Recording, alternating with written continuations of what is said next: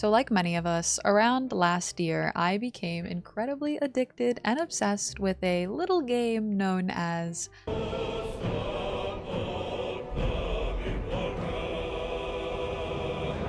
I could not stop playing. It was practically my personality for like an entire year. After 100%ing Baldur's Gate 3, I really wanted to dive more into the world. So around 6 to 7 months ago, I started playing the original Baldur's Gates. Baldur's Gates? The original Baldur's Gates. That's a sentence that works. That's a sentence that works. And it's been honestly incredible. There's so much love and care and craftsmanship in these games, and they're so long and so amazing, and oh my god, they just expand on the story of Baldur's Gate 3 so much, and they certainly are not for everyone though. And in this video, I'm going to go over why, while also highlighting what's so incredibly lovable about these games to a new player. I'll go over the story, the companions, the gameplay, and why I think that if you can play, one must play Baldur's Gate 1 and 2. The intro! Now, let's start with the super simple basics about these games. Baldur's Gate 1 was made in 1998 and Baldur's Gate 2 was made in 2000. Worried these games are going to feel old? Don't be.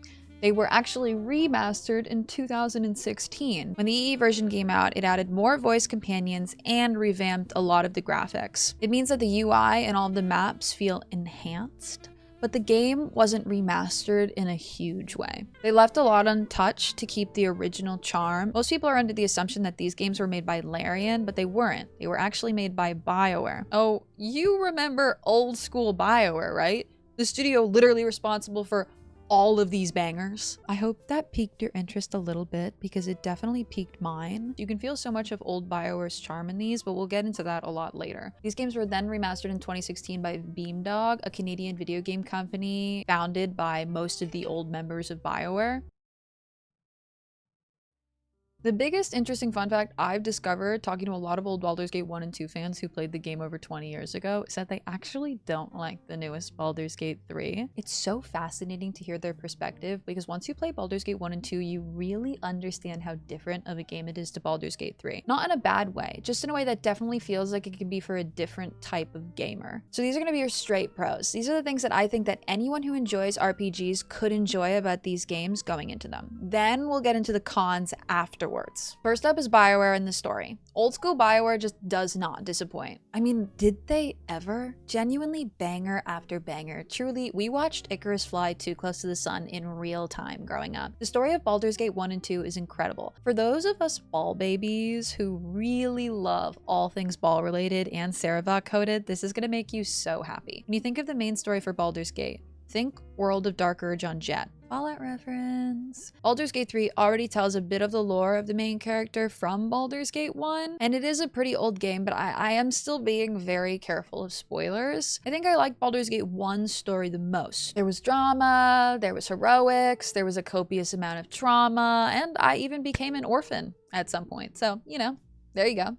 New experience, I guess. Making my way to my dad's dead body as I peruse the wilderness. The companions and the actual RPG world. There's like 20 companions, and yeah, you heard me say that right. EE added like 6 more fully voiced companions too. A lot of them are paired as well. Like, let's say you bring Jaheira with you, you have to bring her husband Khalid. If you bring Minsk with you, you have to bring his witch, Dynahair. It is a 6-person party, but if you basically have 2 pairs in your group, you're basically left with 1 companion that you kind of get to pick, and that's what happened to me. These games also use the alignment system. That means that you and your characters are either morally neutral, good, or evil, and their stance towards rules boils down to chaotic, neutral, or lawful. Finding a party that works for you is kind of the fun of Baldur's, and it really makes for lots of different playthroughs. An evil playthrough will be so different from a good playthrough, and that's part of the charm of Baldur's Gate. And the most important thing is to be careful, because if you have like chaotic evil companions alongside lawful good characters, they will fight each other. They will have like actual dialogue in which they get angry towards each other for their beliefs and fight each other. It's I just get too excited when I'm talking about Baldur's Gate. I wish there was more interaction between party members. There's a lot, but like nothing in today's standards. And the funniest thing is these games too were some of the longest games I have ever played, and yet I am still begging for more companion content, man. I always am. Khalid was my biggest shocker. I fell in love with that man. And then they straight up slaughtered him in Baldur's Gate 2 just because so many of the fans wanted to romance Jaheira. And I will never forgive y'all. Ever! If you're watching this right now and you were fighting for Jaheira romance in 1999, please leave your address in the comments so I can drive my car through your house. The gameplay length. The gameplay length is another big pro. The length of your story with one character can be over 300 hours if you really think about it. Because the games together, Baldur's Gate 1 and 2, are technically one story. And if you think about it like that, then the game's 200 to 300 hours long. This game really does feel like a big D&D adventure. You carry your character from Baldur's Gate 1 with all of your stuff, with your companions, over to the DLC, which is Siege of the Dragonspear. It's not that important. It's a weird mixed DLC. And then you move and bring your character directly into Baldur's Gate 2. So you carry the same character over both games and your story just continues into Baldur's Gate 2. I also definitely think that everyone should play the Siege of the Dragonspear DLC that connects Baldur's Gate 1 and 2. It was made in 2016 by Beamdog to bridge the two games together so that people felt like the games bridged together better so they could feel like it was one big adventure, but the writing's a little wonky because it wasn't written by the original Bioware. So, you know, some people have mixed reviews on it. Side quests and choices. There are so many side quests. There's so much world. Oh my god. I'm overwhelmed even thinking about it. We have to go back we finished all these quests. Fuck this one. We finished all these quests. I am literally a god. I had to figure out how to heal a cuckold, but I did that. We had a bunch of quests in 2. There's so much choice here RPG-wise. Most side quests have multiple endings, so you can shape your world very much to your play style. Want to side with the bad guys and kill everyone?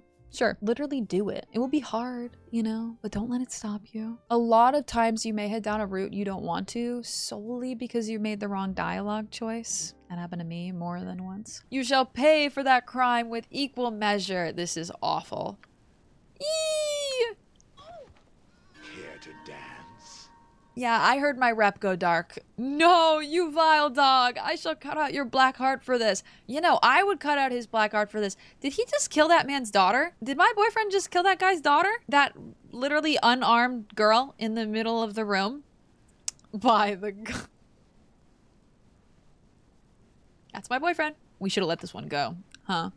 This is not how I thought this was gonna go. If you think this game's gonna disappoint you in an RPG sense, just because it's older, I can guarantee you it's not. With the amount of choices or side content because it's older, I would say it's actually more the opposite. Because it's older and it's not so focused on graphics, it actually can dive way more into all of this little world building content and quests and stuff that we kind of don't have nowadays because games do actually feel a lot shorter, if you think about it. Size and girthiness of the world. Bioware said, oh, big map?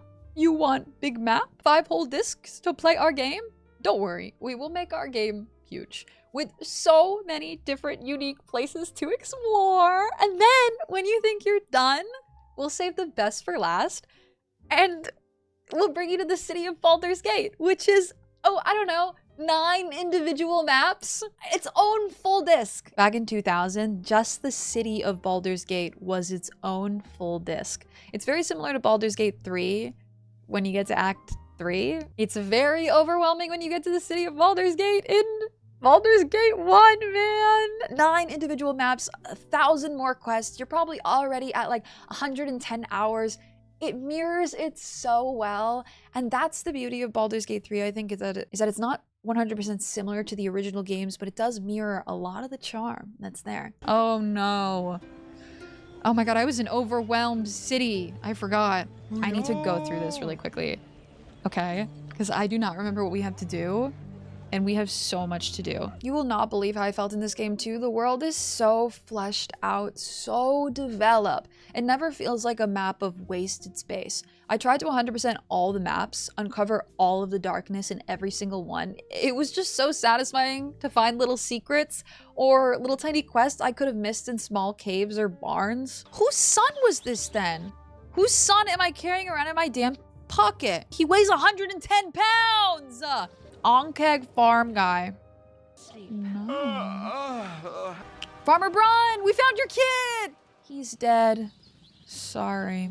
High-level D&D spells. Oh, baby. Combat is something I'll talk about later, but I did want to talk about high-level D&D spells because this stuff feels incredible. Once you get to the higher levels in Baldur's Gate 2, some of the spells you can cast are so incredibly cool. You will sit there just reading the description pages for minutes. I've only recently just started playing D&D, so I haven't really explored higher level D&D spells.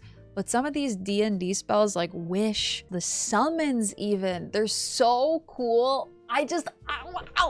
It also feels so overwhelming to go against enemies who have higher level spells like Stop Time. Is he casting? Whenev, I'm unpaused. Did he break my game? Some of my finest work. Did he break my game? No! What did he do? The whole game just paused. Say hello to time stop. The time hath come. He stopped time so he could cast stuff? That's so cool. Cast time stop! Yo! The game really explores higher level D&D spells in a way that Baldur's Gate 3 just doesn't have the capability to do. Actually being able to apply so much of the lore to Baldur's Gate 3. The thing that remains the most similar between Baldur's Gate 1, 2, and 3 is truly the world itself. The lore that runs so deep. God's Ball especially. There are things like the Drow, the Githyanki, that you get so much content with in Baldur's Gate 1 that really make you understand the world a lot better. The companions I was the most happy with. The people that I really went back to play this game for were Minsk and Jaheira, and the people I really ended up loving the most were Dynahair and Khalid. It's wild how much this game really gets you into it, to the point that like towards the end, I was genuinely ready to kick Jaheira out of my party. Because after Khalid died, I was just broken and nothing, and she just reminded me of him. Dynahair and Minsk go really well together. A lot of the companions who do pair well, and I am happy for that. Finding your own companion structure is so fun in Baldur's. Like for instance, I ended up having a really heavy spellcasting team, and so no one could really tank. And so before every battle, we have to summon like 6 creatures to tank, or we will get absolutely wiped within the first minute of battle. Cons. Now, I hate to even call this section cons, because there's going to be a lot of stuff in here that I don't necessarily view as bad, just older mechanics that a gamer who's used to newer gaming may find challenging to get into. The problem with a lot of these older games is that they don't play as user-friendly as one may say. Baldur's Gate 1 and 2 have tutorials, but once you get into the game, you're going to be dying constantly. I mean, God, one of your companions starts with 4 health. They're far more challenging as well. Genuinely, I think like a 3-person honor mode run in Baldur's Gate 3, so basically nerfing yourself on the highest difficulty, is equivalent to 1 core difficulty run in Baldur's Gate 1. That lightning bolt might bounce back and hit him, but how many of us do you think it's gonna hit beforehand? Lost the spell. Welcome. That's a lot of blood. That's not right. Now, does that deserve to be faulted in modern times? No, I don't think so. But it's good to know that you're really going to want to play these games at a much lower difficulty, or be willing to adjust and change. Because man, I'm playing Fallout 1, and that game, I'm playing on wimpy difficulty. I am at the bars of my confinement. Graphics. Not a con, but definitely the biggest deterrent to people I've talked about Baldur's Gate 1 and 2 with. These games just don't look like Baldur's Gate. There goes my AirPods. Small sprites, no cinematic cutscenes. These games feel ancient, even with the 2016 touch-up. If you can get past the very old graphics, you will immerse yourself almost immediately in the first village of Candlekeep. You will be on the road to such an incredible D&D story you have no idea. Because that's really what playing Baldur's Gate 1 felt like to me. It felt like a fully fleshed out D&D experience in a very different way than Baldur's Gate 3 felt. I had so much choice in this game.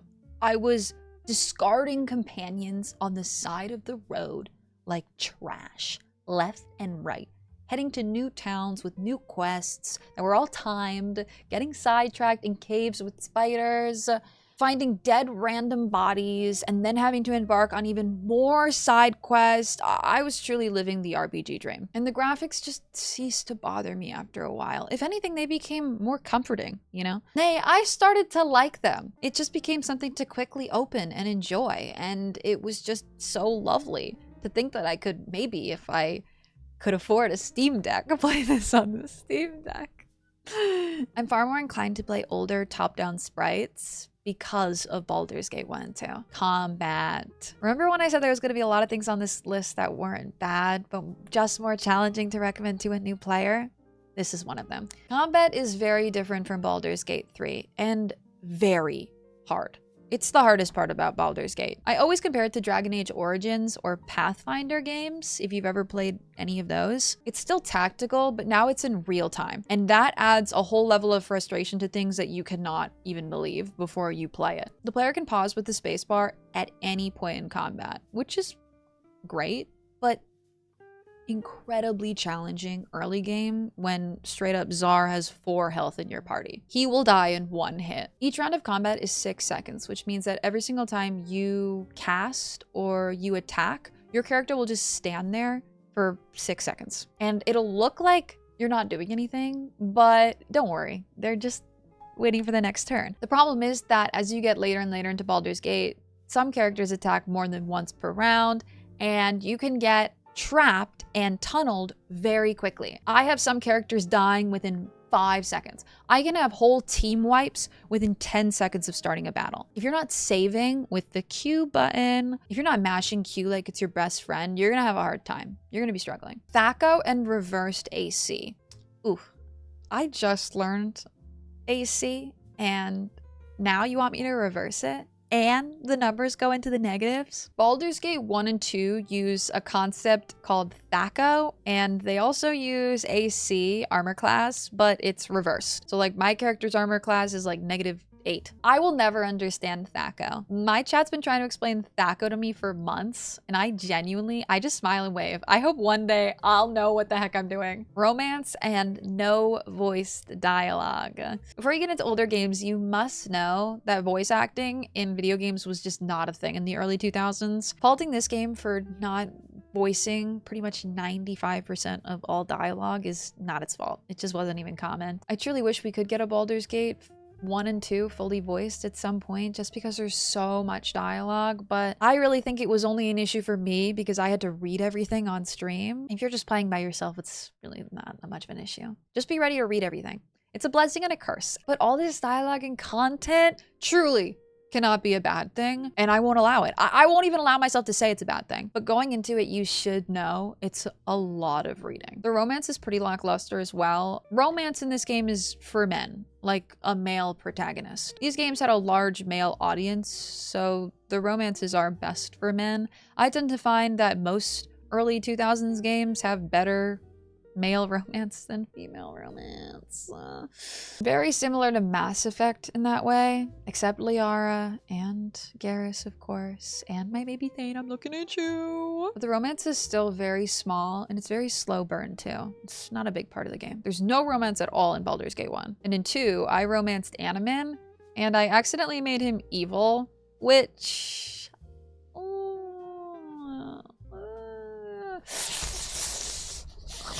we have an I love to hate you vibe relationship going on because he really did just slaughter a defenseless woman in the coldest blood ever and also attacked the nicest, most loveliest member of my team, Aerie, when she tried to voice concern over his actions. So, you know. But Animan, get out, girl. Did you hear me? I won't have you hounding me. Get out. We're a 6-person party in a pretty small confined tomb right now, Annie. Is he fighting her? Is he fighting her? You need something? At your... Go to the corner, Annie. Go to the corner and think. No, in the room. Someone lock him in there. Uh-huh. He's inexcusable at this point, but he's still my boyfriend.